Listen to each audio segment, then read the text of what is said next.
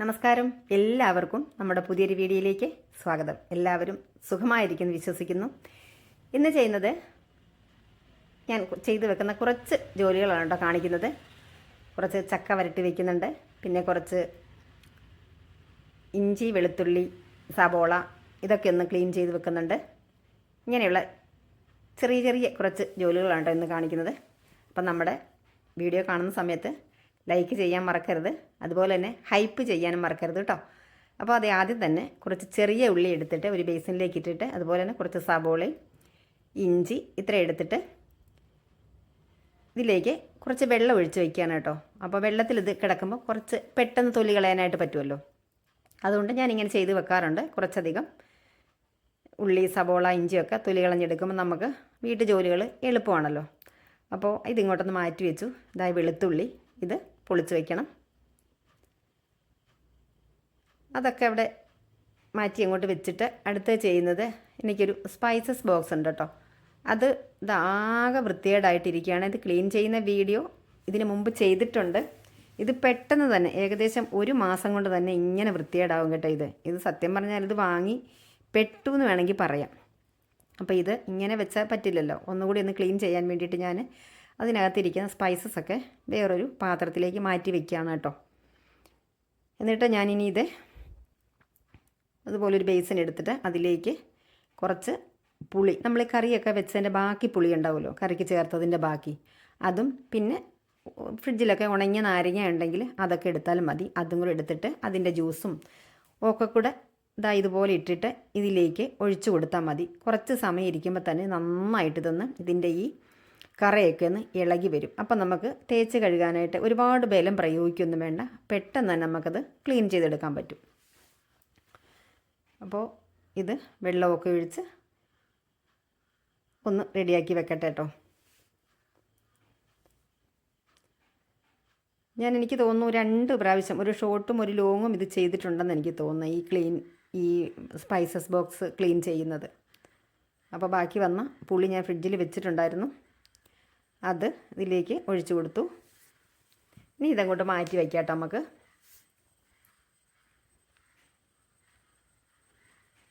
നാരങ്ങ നീര് ചേർത്തില്ലായിരുന്നു, നാരങ്ങ നീരോട് ചേർത്തിട്ട് ഈ നാരങ്ങ ഞാൻ ഇതിലേക്ക് അങ്ങ് ഇടും കേട്ടോ. അപ്പോൾ നമുക്ക് ഇതെടുത്ത് ഒരുപാട് കറിയുള്ള ഭാഗത്ത് നമുക്കൊന്ന് ഇങ്ങനെ സ്ക്രബ് ചെയ്ത് കൊടുക്കാൻ പറ്റും.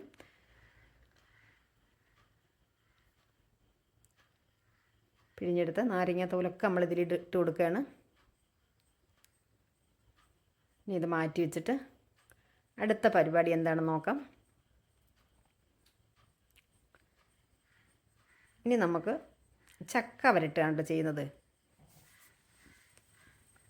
ചക്ക ഇതാ റെഡിയാക്കി ഞാൻ വെച്ചിട്ടുണ്ട്. ഇനി ഇത് നമുക്ക് മിക്സിയുടെ ജാറിലേക്കാക്കി ഒന്ന് അരച്ചെടുക്കാം. വരിക്കച്ചക്കയാണ് കേട്ടോ.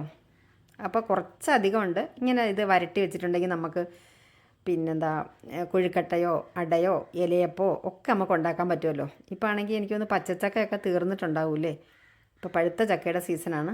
അങ്ങനെ ഞാൻ ഈ ചക്ക കുറേശ്ശെ എടുത്തിട്ട് മിക്സിയുടെ ജാറിലേക്ക് ആക്കിയിട്ട് ഒന്ന് അരച്ചെടുക്കുകയാണ്. ഒരു 5-6 പ്രാവശ്യമായിട്ടാണ് കേട്ടോ അരച്ചെടുത്തത്, കുറച്ച് കൂടുതലുള്ളത് കൊണ്ട്.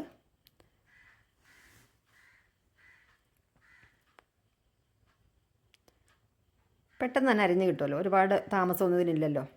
അപ്പോൾ ഇനി സീസണൊക്കെ കഴിയുന്ന സമയത്ത് നമുക്ക് കഴിക്കാനായിട്ട് നല്ലതല്ലേ. കുറച്ച് നാൾ ഫ്രീസറിൽ വെച്ചിരുന്നായിരിക്കുമല്ലോ. ഞാൻ ഇതിന് മുമ്പ് ചക്ക ഇതുപോലെ ചക്ക വരട്ടി വെച്ചിരിക്കുന്ന പാക്ക് ചെയ്തിട്ട് ഞാൻ ഫ്രീസറിൽ സൂക്ഷിക്കുന്ന ഒരു വീഡിയോ ഞാൻ നേരത്തെ ചെയ്തിട്ടുണ്ടായിരുന്നു, ഷോർട്ട് വീഡിയോ ചെയ്തിട്ടുണ്ടായിരുന്നു.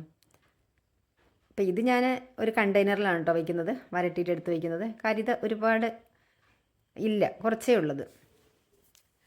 ഞാൻ അന്ന് ചെയ്തത് ഒരുപാട് ചക്ക ഉണ്ടായിരുന്നു കേട്ടോ, കുറച്ചധികം ചക്ക ഉണ്ടായിരുന്നു. അപ്പോൾ ഇതൊക്കെ ഞാൻ അരച്ചെടുത്തു ഇവിടെ. ഇനി നമുക്കിത് നന്നായിട്ടൊന്ന് വരട്ടിയെടുക്കണം. ഇനി അതിന് നമുക്കൊരു പാൻ വയ്ക്കാം. ഒരു പാൻ വെച്ചിട്ട് അതിലേക്ക് നോൺ സ്റ്റിക്കിൻ്റെ പാൻ, സാധാരണ ചക്കയൊക്കെ എല്ലാവരും ചക്ക വരട്ടിക്കെടുക്കുന്നത് മറ്റേ ഓടിൻ്റെ ഉരുളി അങ്ങനെയൊക്കെയുള്ള സംഭവങ്ങളിലാണല്ലോ ചെയ്യുക. ഇപ്പോൾ എല്ലാവരും ഇതുപോലെ നോൺ സ്റ്റിക്ക് തന്നെ, കാരണം നമുക്ക് അല്ലെങ്കിൽ ഒരുപാട് സമയം ഇളക്കേണ്ടി വരില്ലേ, അടിയിലൊക്കെ പിടിക്കും നന്നായിട്ട്.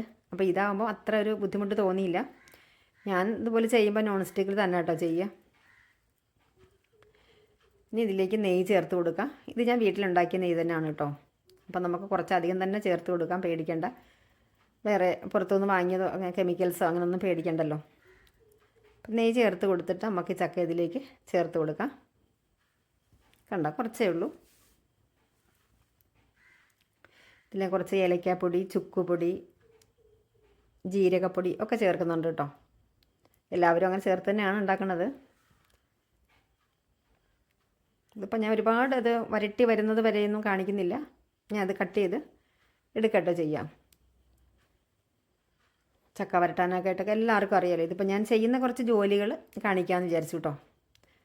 അപ്പോൾ ഇനി നമുക്കിതിലേക്ക് കുറച്ച് ഒരു കപ്പോളം ഉണ്ട് നല്ല കുറുകിയ, ഒരുപാട് വെള്ളമൊന്നും ചേർക്കാതെ ഞാൻ മെൽറ്റാക്കി എടുത്ത ശർക്കരപ്പാനിയാണ് കേട്ടോ. അത് ചേർത്തിട്ട് ഞാൻ നേരത്തെ പറഞ്ഞതുപോലെ ഏലക്കാപ്പൊടി, ചുക്കുപൊടി, ചെറിയ ജീരകത്തിൻ്റെ പൊടി, ഇതൊക്കെ നമ്മുടെ ഫ്ലേവർ നമുക്കിഷ്ടം, ഇതിൻ്റെയൊക്കെ സ്മെല്ല് നമുക്കിഷ്ടമാണെങ്കിൽ അതനുസരിച്ച് നമുക്ക് ചേർത്ത് കൊടുക്കാം. പ്രത്യേകിച്ച് ഒരളവൊന്നും ഞാനിതിന് എടുക്കാറില്ല.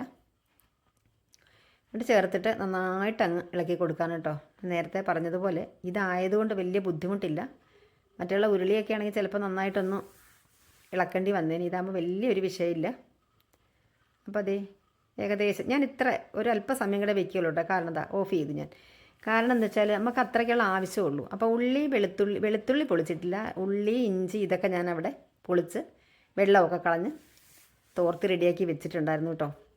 അപ്പോൾ അത് ഇതുപോലെ ഈ ഒരു കണ്ടെയ്നറിലാണ് ഞാൻ ഫ്രിഡ്ജിൽ സൂക്ഷിക്കുന്നത്.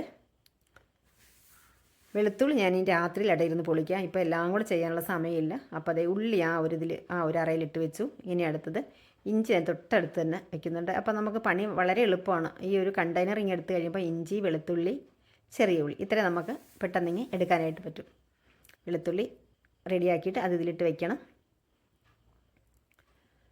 അപ്പോൾ ഈ പരിപാടി ഇവിടെ തീർന്നിട്ടുണ്ട്.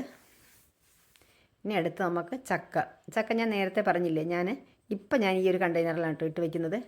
നമുക്ക് ശരിക്കും ആ സിപ്ലോ കവറാണ് നമുക്ക് നല്ല ഉപയോഗം. കാരണം നമ്മുടെ ഫ്രീസറിൽ ഒരുപാട് സ്ഥലവും പോകില്ല.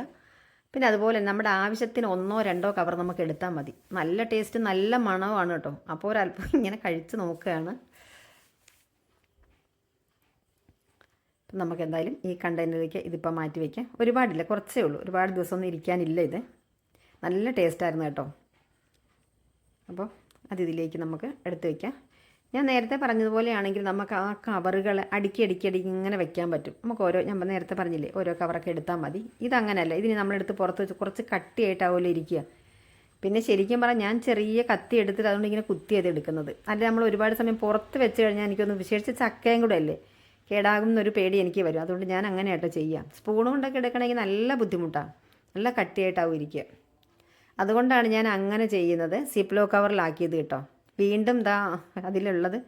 അപ്പോൾ അതേ ഉള്ളിയും സവോളയൊക്കെ ഇതിലേക്ക് മാറ്റി വയ്ക്കുന്നുണ്ട് കേട്ടോ. പൊളിച്ചിട്ടത് അങ്ങോട്ട് വെച്ചു. ചക്ക ഇവിടെ മുകളിൽ ഫ്രീസറിലും വെച്ചു. അപ്പോൾ ആ പരിപാടി തീർന്നു. ഇന്നത്തെ വീഡിയോ ഇത്രയാണ്. താങ്ക്